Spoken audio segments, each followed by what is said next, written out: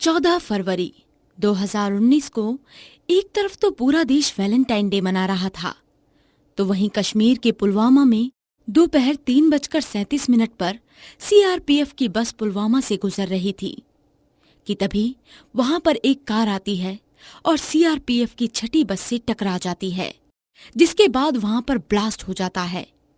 उस ब्लास्ट में लगभग 40 जवानों की मौत हो चुकी थी। उस दिन से 14 फरवरी को एक ब्लैक डे के रूप में मनाया गया, क्योंकि उस दिन हमारे देश के 40 जवान शहीद हुए थे। तो दोस्तों, आखिर क्या है पुलवामा का राज? आइए इस राज के पीछे का सच जानने के लिए हम 6 महीने पीछे चलते हैं। 6 महीने पहले पाकिस्तान।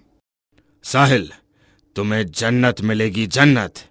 तुम ये ब्लास्ट करके कोई गुनाह या पाप नहीं कर रहे हो, तुम खुद को जिहाद कर रहे हो, इसलिए अल्लाह तुम्हें जन्नत में रखेगा। लेकिन अगर मेरा कहीं नाम आ गया तो हिंदुस्तानी सेना मेरे परिवार वालों को जीने नहीं देगी। कैसी बात कर रहे हो तुम तो खुद का जिहाद कर रहे हो, तो तुम्हारा नाम कैसे आ सकता है? और रही तुम्हारे परिवार वालों की बात, तो तुम्हारे परिवार वालों की सुरक्षा की जिम्मेदारी मैं लेता हूँ। साहिल अहमद की बातों में आ जाता है और वो हमला करने के लिए तैयार हो जाता है। देखते ही देखते पूरे 6 महीने बीत जाते हैं और पाकिस्तान भारत को एक धमकी भरा ऑडियो भेजता है। भारतवासियों, तुम्हारे सैनिक जहां कहीं भी सफर कर रहे हैं, उन्हें आगाह कर दें कि अपनी सुरक्षा बढ़ा लें, नहीं तो उनके साथ आगे क्या होगा ये कोई नहीं जानता। हेडक्वार्टर में ये बात सुनकर अफरा तफरी मच जाती है और ये ऑडियो सुनकर सैनिक कैप्टन से बोलता है, हमें हमारे सीआरपीएफ जवानों की सुरक्षा बल को बढ़ाना होगा, नहीं तो इन पाकिस्तानियों का कोई ठिकाना नहीं है, ये सनकी लगते हैं। ये तुम कैसी बातें कर रहे हो? पाकिस्तान का जन्म भारत से हुआ है और इसलिए हमें इनकी धमकी भरे ऑडियो से डरना नहीं चाहिए। एक तरफ तो पाकिस्तान पुलवामा पर अटैक करने की प्लानिंग कर रहा था, तो वहीं दूसरी तरफ हिंदुस्तान में कश्मीर के पुलवामा में सभी सैनिक खुशी से श्रीनगर की तरफ जा रहे थे। उन सैनिकों में से एक जवान, जिसका नाम सुखजिंदर था, वो अपनी पत्नी से बात करते हुए कहता है, अरे सरबजीत, तू इतना लड़ती क्यों रहती है? मैंने कहा है ना तुझसे कि मैं बॉर्डर पर जा रहा हूँ। ओ जी, तुसी रहन दो जी। तुसी प्रॉमिस किता सी कि ये बारी ऐसी दोवें एक दूजे नाल एनिवर्सरी सेलिब्रेट करांगे। अरे हाँ, मैंने प्रॉमिस किया था, लेकिन तेरे को भी तो समझना पड़ेगा ना कि मेरे लिए तो पहले मेरी भारत माता जरूरी है। इस बार छुट्टियां पड़ेंगी तो मैं तेरे नाल टाइम जरूर स्पेंड करांगा। ओ तुसी रहन दो जी, मैनू पता है तुसी कोई कम ते नहीं जा रहे हो। हाँ, तुसी तो बस खाली बहाने बना रहे हो। तो 1.5 साल से तो यही कह रहे हो कि कुछ दिनों में आ रहा हूँ, लेकिन हर बार तुसी किसी न किसी कम ते फंस जाते हो और मैनू हर बार ऐसे ही मना कर देते हो। साडी शादी दी सालगिरह आने वाली है ते मैं सोचिया एक साथ मिलकर अपनी शादी की सालगिरह मनाए। पिछले 3 साल से तुसी अपनी सालगिरह ते ड्यूटी ते ही रहे, लेकिन इस बार तुहानू आना ही होगा। अरे मेरी वोटी, मेरी गल समझ। मेरी नौकरी कोई आम नौकरी नहीं है, मैं इंडियन आर्मी का हिस्सा हूँ, इसलिए मुझ पर बहुत सारी जिम्मेदारियां हैं। मुझे जैसे ही मौका मिलेगा मैं छुट्टी लेकर तेरे नाल आ जाऊंगा। कि तुसी अब भी ड्यूटी ते हो? नहीं, अभी ड्यूटी पर नहीं हूँ, लेकिन हम सभी को श्रीनगर जाकर कुछ काम निपटाने हैं। अभी बस की यात्रा चल रही है और ठंडी वादियों का मजा लिया जा रहा है, और साथ में तुमसे बातें करके मेरा ये सफर बहुत खूबसूरत हो गया है। तू अपना ख्याल रखी माय लव। ओ जी, लेकिन मैनू विश्वास नहीं हो रहा कि तुसी बस की यात्रा कर रहे हो। तुसी छुट्टी ते ही हो, लेकिन मैनू उल्लू बना रहे हो। हाँ। अरे नहीं बाबा, ऐसा नहीं है। भला मैं तुमसे झूठ क्यों बोलूंगा? ओ नहीं जी, तुसी झूठ बोल रहे हो। हुण मैं नहीं करनी तुहाडे नालों गल, मैं रख रही हूं फोन। इतना बोलकर सरबजीत फोन काट देती है। अरे सुखविंदर पाजी, की हो गया? भाभी नू फोन काट देता?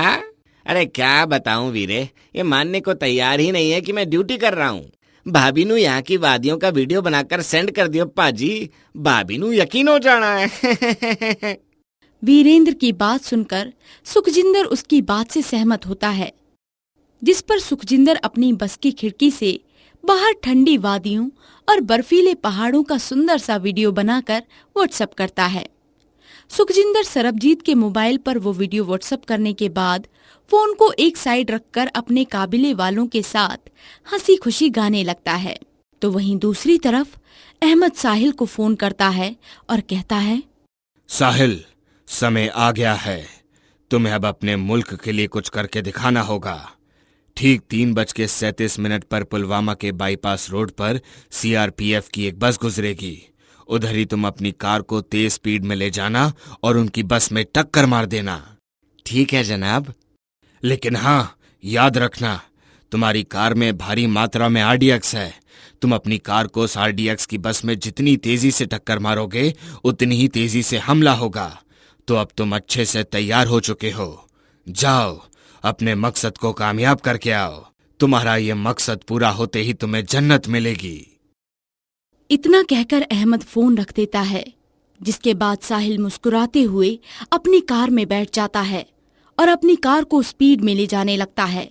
और जैसे ही सीआरपीएफ की बस 3:37 पर साउथ कश्मीर के पुलवामा में पहुंचती है, वैसे ही साहिल अपनी कार को तेज स्पीड में दौड़ाते हुए सीआरपीएफ की छठी बस, जिसमें गोला बारूद रखे हुए थे, उससे टक्कर मारता है, जिसके बाद वहां पर ब्लास्ट होता है। उस ब्लास्ट में लगभग 40 जवानों की मौत हो चुकी थी। जब ये खबर सरबजीत तक पहुंचती है, तब सरबजीत फूट फूट कर रोने लगती है। सरबजीत ही नहीं, बल्कि उन 40 जवानों की माँ, बहन, पत्नी और घरवाले बिलक बिलक कर रोने लगते हैं।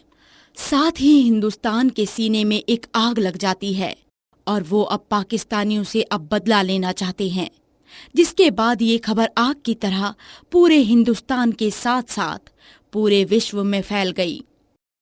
लोगों के दिलों में आग देख और सभी जवानों की मौत का बदला लेने के लिए भारतीय सैनिक अब आपस में एक प्लान बनाने लगते हैं। सर, इन पाकिस्तानियों ने तो अब हद ही कर दी। इनको मुंह तोड़ जवाब देना ही होगा।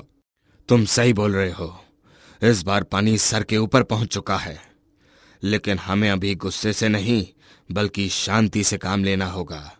जैसे इन लोगों ने शांति से हमारे 40 जवानों पर हमला किया है, वैसे हम भी इनके सभी आतंकियों के अड्डे को तबाह कर देंगे, और इसके लिए हमें अभी तसल्ली से काम लेना होगा। इतना कहकर कैप्टन अपने सभी सैनिकों के साथ मिलकर एक मीटिंग बैठाता है, जिसमें वो पाकिस्तान के खिलाफ एक प्लान बनाते हैं। तो वहीं दूसरी तरफ न्यूज में हर जगह आग की तरह 40 जवानों के शहीद हो जाने की खबर फैली थी। लोग मोमबत्ती जलाकर जवानों को श्रद्धांजलि दे रहे थे। साथ ही कोई काले कपड़े का बैंड बनाकर अपने हाथ में बांध रहा था, तो कोई काले कपड़े की टाई बनाकर पहन रहा था। उस काले कपड़े से लोग पाकिस्तान का विरोध कर रहे थे। पूरे देश के सीने में आग लगी हुई थी और वो पाकिस्तान का वजूद मिटाने की मांग कर रहे थे।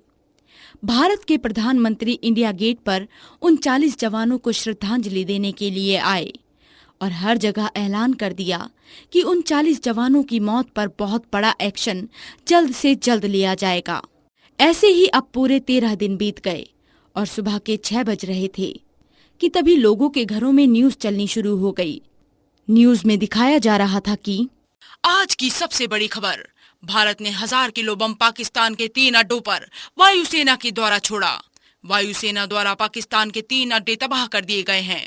आज सुबह 3:30 बजे वायुसेना ने उन 40 जवानों की मौत का बदला पाकिस्तान से ले लिया। वायुसेना ने बहुत ही बड़ा एक्शन लिया। 22 फरवरी 2019 को पाकिस्तान कभी नहीं भूल सकता। ये न्यूज सुनकर सभी भारतीयों के दिलों को ठंडक पहुंच गई। अब एक बार फिर मोमबत्ती जलाकर पूरा देश उन 40 जवानों को श्रद्धांजलि देने लगा। पाकिस्तान को मुंह तोड़ जवाब मिलने की वजह से पाकिस्तान बौखला गया था। साथ ही भारत में उन शहीदों के परिवारों को इज्जत और सम्मान दिया गया। तो दोस्तों, ये स्टोरी देखने के बाद आपका क्या ओपिनियन है?